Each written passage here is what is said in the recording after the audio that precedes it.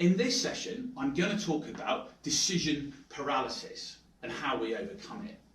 And I'm going to show you how to use a looping decision-making process that will relieve pressure on the outcome and, more importantly, arguably, relieve pressure on the decision maker. It's true that in recent years, we've probably ramped up our job titles and our business titles to these kind of all-powerful stoic leaders, and we have a linear decision-making process. And what that means is we have a vested outcome and the person who makes the decision, and we go from one to the other. Of course, the problem with that particular style is that it places immense pressure on the outcome.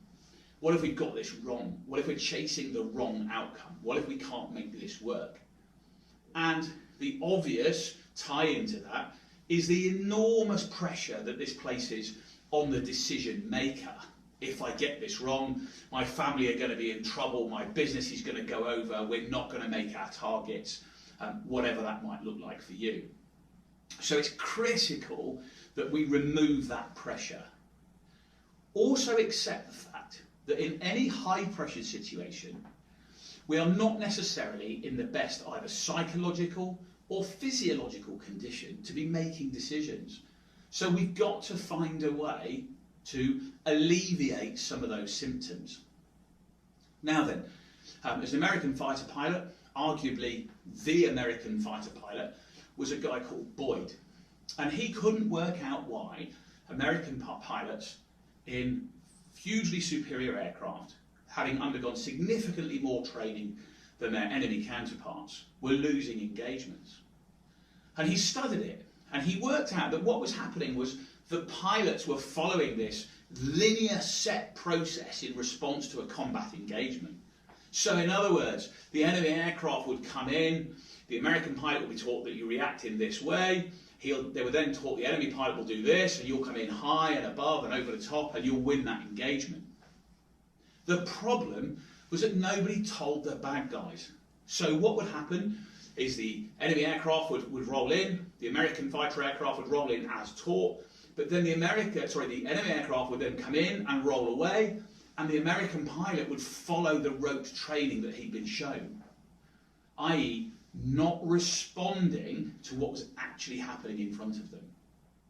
So Boyd said, we've got to change all of that. We've got to find a way to make our pilots more light of foot, to respond to what's actually happening to them.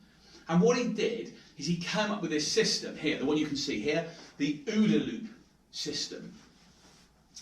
It consists of 4 key elements. We're going to go through each one of those 4 key elements in turn. There's 4 phases, if you like. Observation, orientation, decision, and action. And then the critical point to take away is it then goes immediately straight back round into observation. But we'll explain that shortly. What the OODA loop does is it removes pressure on the outcome, because we're going to constantly evaluate what's going on, rather like constantly checking the compass on a ship. Then what it does is it removes pressure on the decision maker, because the decision maker becomes aware that we're now constantly changing and evaluating to find the best solution, so that no one outcome or decision is the answer, thus relieving pressure on both the outcome and the decision maker. So, the first phase, observation. What we need to do is first of all understand that any observation we make, we must turn from information to intelligence. So anything we look at must be accurate, timely, and relevant.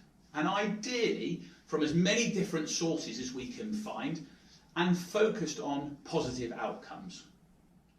Now is a good opportunity to empower your teammates and your team members, or even your peers across any organisation. Get everybody collecting intelligence to work towards the common outcome or goal. So that's the observation phase.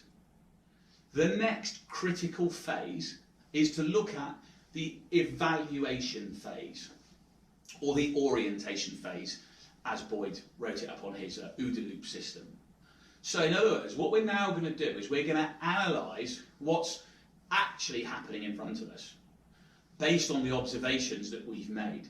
So in other words, we're going to analyse the actual observations that we've made. This will ensure that we're reacting to what's actually happening in front of us. Not what we thought was going to happen, not what we pre-planned was going to happen, but actually what's happening in front of us. Again, at this stage when we're looking at evaluation, ensure we're dealing with intelligence, and if we haven't corroborated an intelligence source, or if we're not entirely sure how accurate something is, then we put a question mark by that, and we take that at risk before we go forwards. Now then, for me, critical to this is a positive spin on what we're doing. In other words, what we're looking for is what we can achieve, not what we can't achieve. So even when on Mount Everest in 2015 and all of the earthquakes hit that region in the major catastrophe that we found ourselves in the middle of, when we started to do our orientation or our evaluation phase, what we did was focused on what could we do, what routes home were open to us, how could we assist or help the people around us, how many days worth of food did we have left before we had a problem. So in other words, try wherever possible to focus on the positivity of what's going on around you. Remember, reassure and direction are what a leader should be doing in a challenging circumstances. And this will help your team have direction and purpose.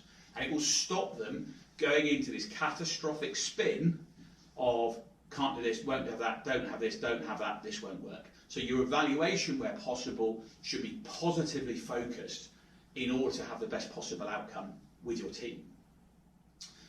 You're then going to take the decision. You're going to decide upon your course of action.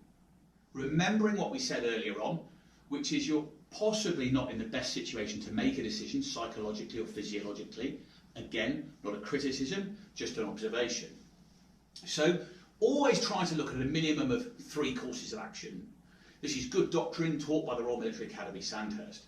And all it does is ensure that you're checking yourself against the decision that you're making. So in other words, if you were planning on going right, have a look at the middle option and have a look at the left option as well. If you achieve nothing other than confirm your original decision, then that probably means that you're in about the right place and making the best decision that you possibly can. That's a good thing. It may also be, at this stage, that you need to collaborate. In other words, that you need to find help or assistance from somewhere else to get the intelligence you need in order to make the right decision. Now, a word of warning, don't use your go-to team. Seek out the skills and intelligence that you're missing, wherever they might come from. One of our second segments in this video will give you more advice on how to do that. Then, once you've taken your decision, make sure everybody knows their part in that. Issue tasks, roles and outcomes to every individual who's going to play a part in carrying out that decision, and make sure that is done first. Then the final phase is the action phase.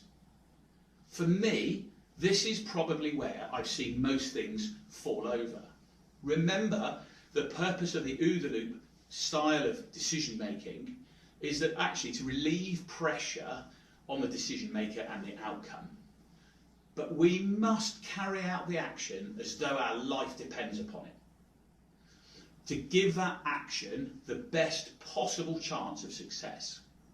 I have definitely witnessed where decisions have been taken tentatively, the action has then been carried out tentatively, and we haven't achieved the outcome that we wanted to achieve.